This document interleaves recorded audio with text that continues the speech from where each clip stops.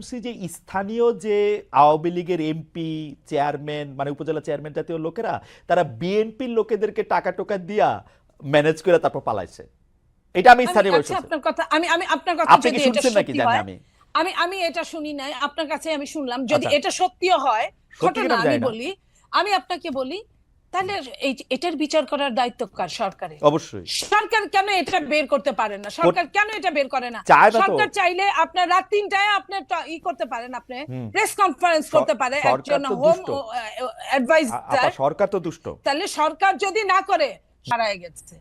এই যে মানে মুনাফিকি না চরিত্রটা আপা এখন একটু প্রকাশ ছোট, পাচ্ছে। আপা একটু ছোট আমি করে বলি যে আপা যখন এটা প্রকাশ পাওয়া গেল এই সরকার কিন্তু, আমি যত কথাই বলি 25 জুলাই মানে শেখ হাসিনা সরকার কিন্তু 25-26 জুলাই কিন্তু বুঝে ফেলছে যে এই ছাত্রদের আসলে মূল উদ্দেশ্য কি।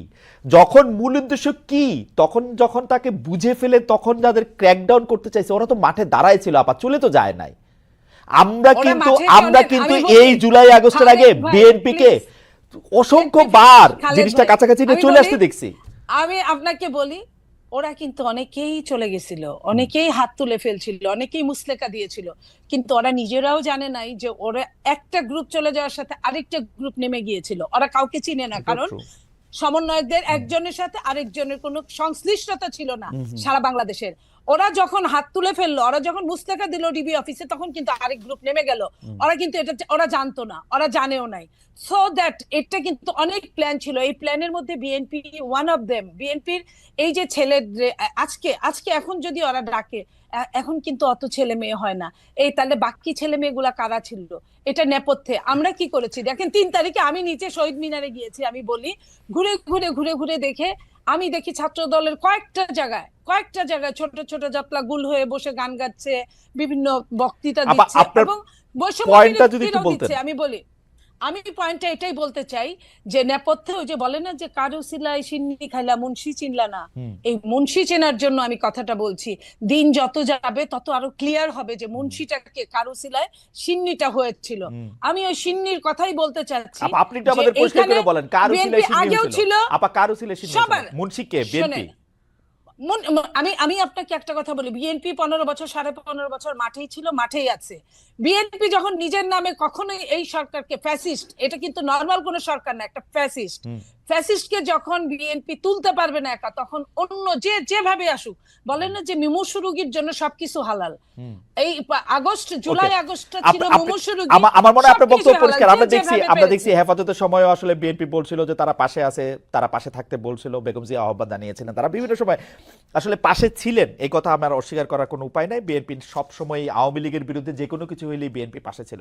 কিন্তু আপনি এই যে একটু নিউ ইয়র্ক টাইমসের প্রতিবেদনটাকে একটু বলবেন যে আপনাদের যিনি অফিস সামলান, আপনাদের যিনি মুখপাত্র জনাব রুহুল কবির রিজভী বলছেন টাকা দিয়ে নিউ ইয়র্ক টাইমসের প্রতিবেদন ছাপিয়েছে আওয়ামী লীগের দোসররা, এটাকে আপনিও মনে করেন এরকম? 1-2 লাইন যদি বলেন, কারণ আমাদের আবার একটু দেখেন, আমি ওইখানে আমি নিউ ইয়র্ক টাইমসের ওগুলো আমি এটা নিয়ে কিছুই বলতে চাই না, এই কারণে যে রাজনীতির কিছু ক্রাইটেরিয়া থাকে, ধারাবাহিকতা থাকে। সেটা একসময় আওয়ামী লীগ এরকম করতো, মেঠো বক্তৃতা বলতো বা কিছু। আমি এটা বলতে চাই এটা আরো প্রমাণ সাপেক্ষে, কারণ রিজভী আহমেদ আমার চেয়ে বড় নেতা, উনি যা বলেছেন, ওনার ওইটা একটা বিবৃতি ছিল। বাট আমি এখানে টকশো করছি। আমি আরেকটু কথা জাবিনের বলতে চাই আপা যে আমরা কি আবার একটু ঘুরে আসবো? যাবেন আরেকটু কথা বলুক, আরেকটু কথা সহ বললেন। তাহলে তো অনেকগুলো জমে আচ্ছা যাবে। ঠিক আছে, আমি একটু ছোট করে বলে নেন। জি আপা। এই যে পিলখানা শাপলা, এইসবের বিচার, এখন যেটা বলছেন জাবিনরা যে এই বিচারগুলো কি বর্তমান সরকার চায়? পিলখানার বিচার কি চায়? পিলখানার বিচার কি আদৌ পাচ্ছে? পিলখানার বিচার কি, পিলখানার যারা জেলে ধুকে ধুকে মরছে তারা কি ছাড়া পেয়েছে? অথচ শীর্ষ সন্ত্রাসীরা কিন্তু ছাড়া পেয়ে গেছে অনেকেই। তো পিলখানা শাপলা এই বিচারগুলো কিন্তু যতই মুখে বলুক, আরো যে জাবিন যে কথাগুলো বলছে আওয়ামী লীগের বিচার না চেয়ে বিএনপি কি কি করেছে, আমি এইটুকু বলি যে এই সরকার আওয়ামী লীগের কি বিচার করেছে, কি বিচার চেয়েছে? যদি এই সরকারের প্রথমে সমস্ত বাংলাদেশের শোনেন, 2-1 শেখ হাসিনা পালিয়েছে, 2-3 হাজার নেতারা পালিয়েছে কোনোভাবে, কিন্তু আর বাকি সব বাংলাদেশে আছে, তাদের কি ধরপাকড় হয়েছে ওইভাবে? যেভাবে আপনি ডেভিল ধরতে গিয়ে ডেভিল ধরেন নাই, আপনি ডেভিলের নাতি নাতনি ধরছেন। নাতি নাতনি ধরে তো কাজ হবে না, ওরা তো নাবালক। আপনি সাবালক ডেভিলদের ধরেন।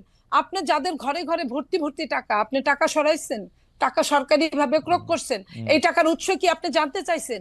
এই জিনিসগুলো আপা আমরা এই শুনছি, সরকার আপা করে না ইচ্ছা আপা করে। জাবিন কি জানে আমি জানি না, আমি কি শুনছি সেটা আমি বলি। আমি শুনছি যে স্থানীয় যে আওয়ামী লীগের এমপি, চেয়ারম্যান, মানে উপজেলা চেয়ারম্যান জাতীয় লোকেরা, তারা বিএনপির লোকেদেরকে টাকা টোকা দিয়া ম্যানেজ করে তারপর পালাইছে।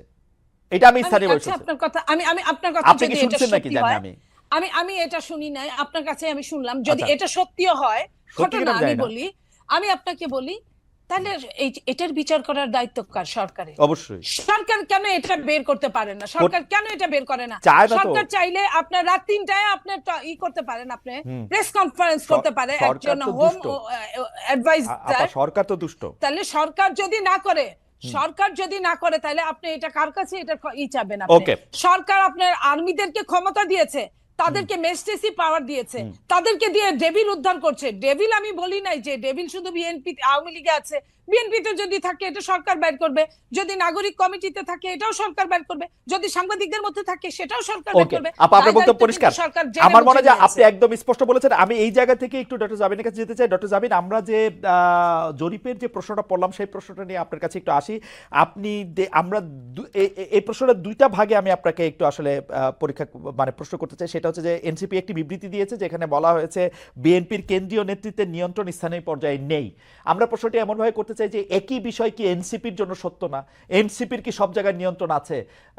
জাবিন আপনি শুনছেন কিনা আমি জানি না, মনিয়াপা শুনছেন কিনা আমি জানি না। আমি তো শুনছি এনসিপির পরিচয় দিয়ে স্থানীয় পর্যায়ে বহু লোক বহুভাবে চাঁদাবাজি করছে, বহু লোক বহুভাবে এনসিপির পরিচয় দিয়ে, সমন্বয়ক পরিচয় দিয়ে, আহ্বায়ক পরিচয় দিয়ে বহু লোক বহুভাবে চাঁদাবাজি করছে। এইটা আপনি এটাকে কিভাবে দেখেন? আর বিএনপির মানে বিএনপির কি প্রবলেম সেটা নিয়ে এনসিপির বিবৃতি দেওয়ার কারণ কি? মানে এইটা এটা এটা এটা এটা আপনি কি আসলে কিভাবে দেখেন? আসলে বিএনপির কারো দ্বারা যদি কেউ আক্রান্ত হয় সে আইনের ব্যবস্থা নিতে পারে।